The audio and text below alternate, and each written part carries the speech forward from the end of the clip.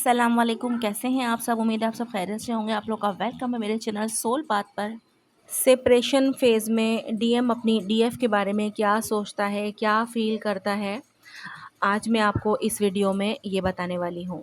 क्योंकि सेपरेशन के बाद डीएम की फ़ीलिंग तो पता ही नहीं चलती हैं। डीएफ ऑलरेडी जो नो कॉन्टैक्ट में होती है, उसे सिर्फ़ अपने बारे में तो पता होता है कि उसकी लाइफ़ में क्या चल रहा है, वो डीएम के बिना क्या फ़ील कर रही है, कैसा उसका एक्सपीरियंस है।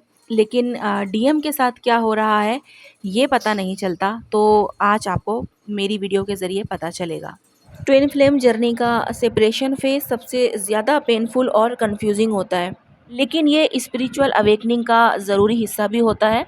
बहुत सी डीएफ सोचती हैं कि डीएम उनको इग्नोर कर रहा है या फिर डीएम के दिल में उनके लिए कोई फीलिंग ही नहीं है, मगर असल में डीएम का माइंड और हार्ट इस फेज़ में एक बहुत ही इंटेंस बैटल से गुजर रहा होता है। डीएम की थिंकिंग और फीलिंग्स अलग अलग फेजेस में डेवलप्ड होती हैं। पहले वो ईगो और डिनाइल मूड में रहता है, लेकिन धीरे धीरे उसे रियलाइजेशन होती है कि डीएफ के बिना वो इनकम्प्लीट महसूस कर रहा है। और डीएम का एक्सपीरियंस डिफरेंट होता है, मगर अक्सर सेपरेशन के दौरान यही कॉमन थॉट और इमोशंस उसके अंदर चलते हैं। पहला फेज़ जो होता है वो ईगो और डिनाइल या फिर रिजेक्शन का होता है, यानी कि जब सेपरेशन जस्ट स्टार्ट ही हुई होती है। डीएम का फर्स्ट रिएक्शन ये होता है कि वो अपने इमोशंस को सप्रेस करें। वो ये सोचता है कि सिर्फ़ ये अटैचमेंट थी, मुझे डीएफ की ज़रूरत नहीं। उसे लगता है कि वो नॉर्मल लाइफ कंटिन्यू कर सकता है बिना डीएफ की एनर्जी के। ईगो उसे ये बताता है कि डीएफ उसकी वीकनेस है और उसे स्ट्रॉन्ग रहना है। अगर डीएफ ने डीएम से अटेंशन मांगी हो या उसे कन्विंस करने की कोशिश की हो, तो डीएम और ज़्यादा रेजिस्ट करता है और इग्नोर करता है। डीएम एक टेम्पररी मास्क पहनता है जिसमें वो प्रिटेंड करता है कि सब नॉर्मल है, मगर अंदर से उसकी सोल डीएफ के लिए पुल फील करती रहती है। क्या डीएम को डीएफ की याद आती है सेपरेशन में? डीएम कॉन्शियसली अपने माइंड को बिज़ी रखने की कोशिश करता है ताकि वो डीएफ के बारे में ना सोचे, लेकिन सबकॉन्शियसली उसका माइंड जो है वो डीएफ की तरफ ही जा रहा होता है और वो अपने अंदर एक एम्प्टीनेस महसूस करता है। अगर डीएफ सोशल मीडिया पे एक्टिव हो तो डीएम सीक्रेटली उसकी प्रोफाइल चेक कर सकता है, लेकिन कभी लाइक या कमेंट नहीं करेगा। डीएम अक्सर किसी और रिलेशनशिप या डिस्ट्रैक्शन की तरफ चला जाता है ताकि वो डीएफ की याद से बच सके, लेकिन वो डीएफ के साथ जो स्पिरिचुअल कनेक्शन फील करता है वो किसी और के साथ नहीं महसूस होता।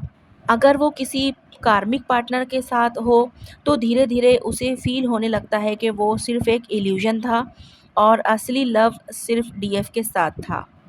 नंबर 2 फेज़ में रियलाइजेशन और गिल्ट उसे फ़ील होता है। जब डीएम सेपरेशन को डीपली फ़ील करने लगता है, ये तब होता है, ठीक है? यानी कि सेकंड फेज़ कब स्टार्ट होता है? जब डीएम सेपरेशन को डीपली फ़ील करने लगता है। डीएम को ये रियलाइज़ होता है कि डीएफ उसके लिए स्पेशल थी। उसे डीएफ के प्यार और सपोर्ट की इम्पोर्टेंस समझ आती है। वो याद करता है कि डीएफ ने बिना किसी कंडीशन के उसको सपोर्ट किया, मगर उसने डीएफ को रिजेक्ट किया, हर्ट किया। वो सोचता है कि क्या डीएफ अब भी मुझे याद करती होगी? मुझे डीएफ की याद क्यों इतनी ज़्यादा आ रही है? डीएम रिग्रेट्स फील करने लगता है। अगर डीएम ने डीएफ को हर्ट किया हो या इग्नोर किया हो तो वो गिल्ट और रिग्रेट महसूस करता है। उसे समझ नहीं आता कि वो डीएफ के बिना इतना एम्पटी क्यों महसूस कर रहा है, जबकि वो पहले कॉन्फिडेंट था। अगर डीएफ ने कांटेक्ट बंद कर दिया हो तो डीएम शॉक्ड महसूस करता है और उसे लगता है कि उसने डीएफ को खो दिया है। डीएम को साइंस मिलते हैं और टेलीपैथिक कनेक्शन महसूस होता है। इस फेज़ में डीएम अक्सर साइंस और एंजिल नंबर वगैरह देखते हैं। डीएफ का नाम या इनिशियल कहीं भी लिखा हुआ नज़र आ सकता है, डेट ऑफ बर्थ वगैरह, या फिर डीएफ से जुड़ी हुई कोई भी ऐसी चीज़ जो डीएफ की याद दिलाती हो। Angel number 1111 triple two triple five बार बार दिखता है। डीएफ के फेवरेट सॉन्ग्स या कोई मैसेज अनएक्सपेक्टेडली सुनाई देता है।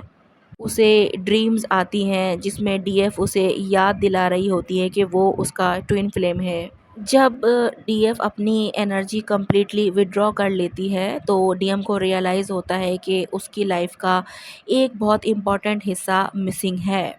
वो सोचता है कि मेरी लाइफ पहले जैसी क्यों नहीं लग रही, मुझे डीएफ के बिना क्यों अजीब महसूस हो रहा है। इसके बाद जो फेज़ शुरू होता है वो होता है अवेकनिंग का और मिसिंग डीएफ।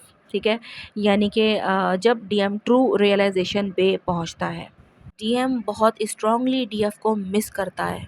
उसे हर चीज़ डीएफ की याद दिलाने लगती है। वो सीक्रेटली डीएफ के पोस्ट या मैसेजेस चेक करता है मगर कांटेक्ट नहीं करता, क्योंकि कांटेक्ट करने की उसमें हिम्मत नहीं होती।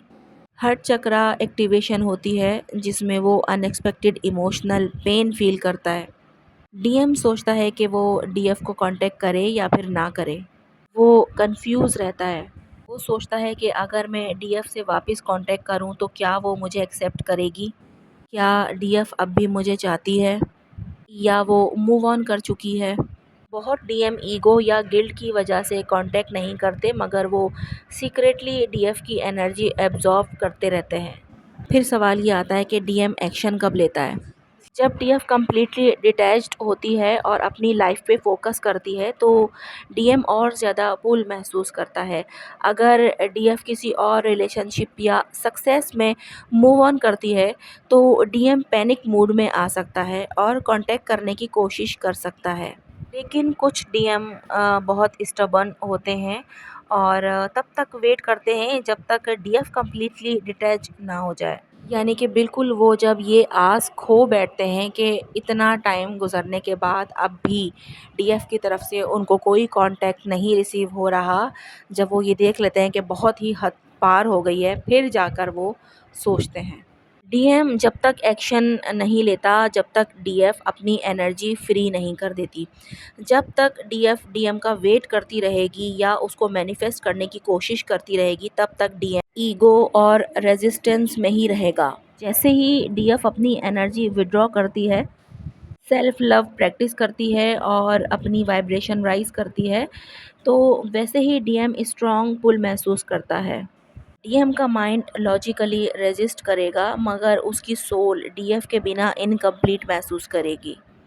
अगर डीएम ट्रू अवेकनिंग पे पहुंच जाए तो वो डीएफ के पास वापस आने का रास्ता ढूंढ ही लेता है। लेकिन अगर वो अब भी ईगो या कार्मिक साइकिल के फेज में है तो वो साइलेंटली डीएफ को मिस करता रहेगा मगर कांटेक्ट नहीं करेगा। तो जनाब कमेंट बॉक्स में अपने अपने एक्सपीरियंस ज़रूर शेयर कीजिएगा कि आप लोग सेपरेशन फ़ेज़ में डीएम की तरफ से क्या फ़ील करते हैं। मिलते हैं हम लोग नेक्स्ट वीडियो में। कोई बात नहीं समझ में आई हो तो कमेंट बॉक्स में पूछ सकते हैं, मैं बताने की पूरी पूरी कोशिश करूँगी। ठीक है जनाब, तो आप लोग मुझे अब इजाज़त दीजिए। अल्लाह हाफ़िज़।